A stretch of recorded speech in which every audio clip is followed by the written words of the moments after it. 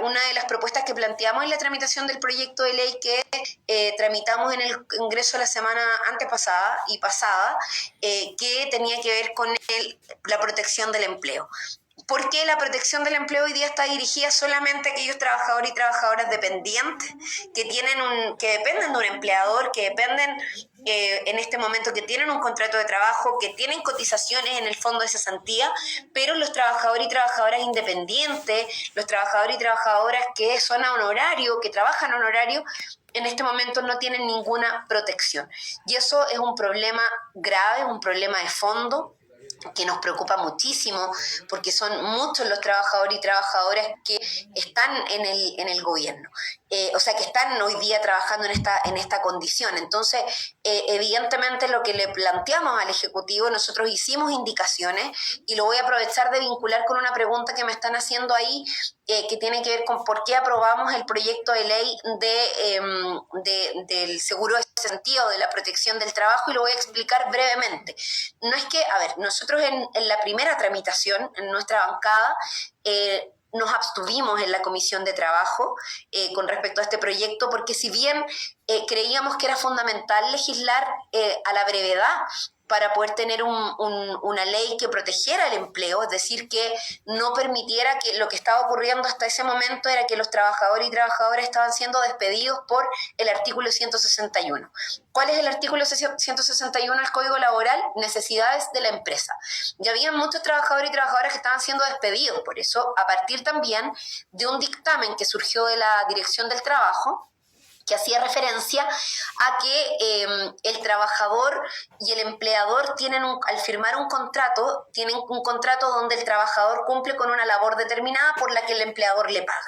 Y lo que estableció este dictamen es que si se veía interrumpida esa prestación mutua de pagar versus recibir un salario, el trabajador podía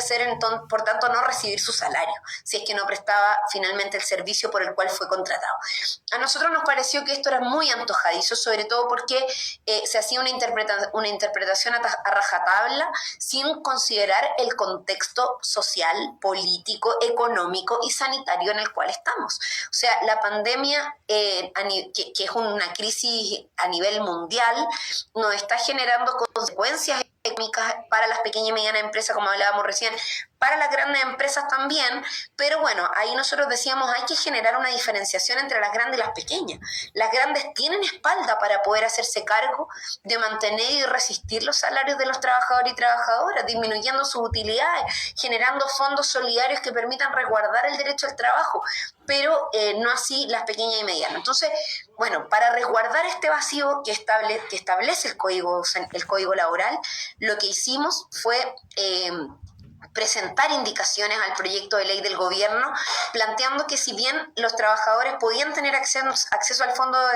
de cesantía, este debía ser en función de un fondo solidario. Y este fondo solidario estaba constituido por recursos que iba a aportar el Estado, 2.000 millones. Entonces, frente a eso, planteamos que todos los trabajadores y trabajadoras que tuvieran que hacer uso de esto para no perder su vinculación con el empleador, en este caso para no perder sus puestos de trabajo, lo hicieran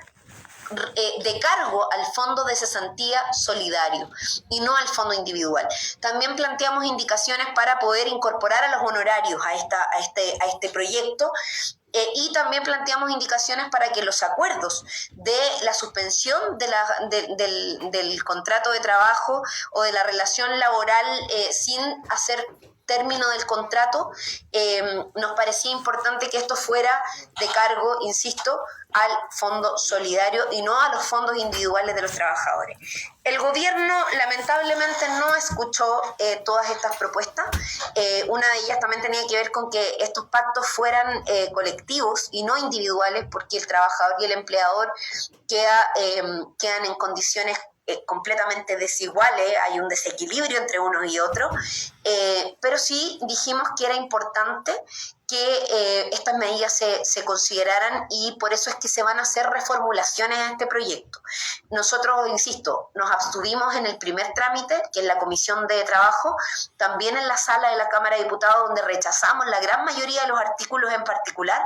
pero les quiero contar que cuando los proyectos van al Senado y se pasan, o sea, van a la comisión mixta, que es entre senadores y diputados, lo que queda al final de ese resultado o se aprueba o se rechaza. Si nosotros hubiésemos rechazado como bancada finalmente el resultado de la comisión mixta, lo que queda es el dictamen de la Dirección del Trabajo. Por lo tanto, hubiesen sido mucho más los trabajadores que hubiesen sido despedidos sin tener una alternativa para poder mantener su empleo y, por tanto, un ingreso mensual garantizado. Entonces, estábamos un poco entre la espada y la pared respecto de garantizar el derecho al empleo y, por tanto, el resguardo frente a la última alternativa que se daba, que era o rechazarlo y que no quedáramos con nada, o aprobar como está, exigiéndole al gobierno la necesidad de incorporar cambios a esta legislación que, si bien era urgente, era necesario perfeccionar. Y hubo un compromiso, al menos de generar una nueva propuesta en relación a los honorarios. Y en eso nosotros estamos esperando que esa propuesta se genere. También por eso mismo también estamos generando propuestas en relación a los pequeños y medianos empresarios, porque creemos que esto es un círculo virtuoso. Si se mejoran y se resguardan las condiciones de ellos, vamos a poder resguardar el derecho al empleo y, por tanto, también los ingresos y los salarios de los trabajadores y trabajadoras.